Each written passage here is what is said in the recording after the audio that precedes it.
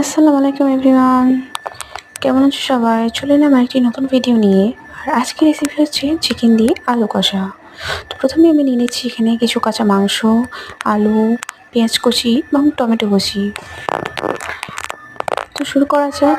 প্রথমে কড়াইতে আমি নিয়ে নিলাম কিছু তেল। তেল দেওয়ার পরিমাণ মতো তেল দেওয়ার পরে আমি এখানে কাঁচা পেঁয়াজগুলো দেওয়ার পর সেগুলো আমি ফ্রাই করে নিলাম এবং এখানে অ্যাড করে দিচ্ছি কিছু গোটা গরম মশলা।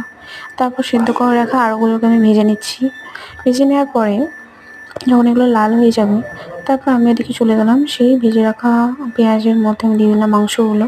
এটাকে আমি ভালো মতো একটু লাল করে ভেজে নেব। তারপর আমি এর মধ্যে অ্যাড করছি কিছু গুঁড়ো মশলা, এবং লবণ, হলুদ, জিরে গুঁড়ো, ধনে গুঁড়ো এবং কিছু গুঁড়ো মশলা। তারপর অ্যাড করছি এখানে আদা বাটা, টমেটো কুচি। তারপর এগুলোকে একসঙ্গে মিশিয়ে নেব। কিছুক্ষণ নাড়াচাড়া করার পর আমি এখানে আগে থেকে ভেজে রাখা আলুগুলো দিয়ে দিলাম। তারপর সবগুলো একসঙ্গে মিশিয়ে নেওয়ার পরে এখানে আমি অ্যাড করে দিচ্ছি উষ্ণ গরম জল।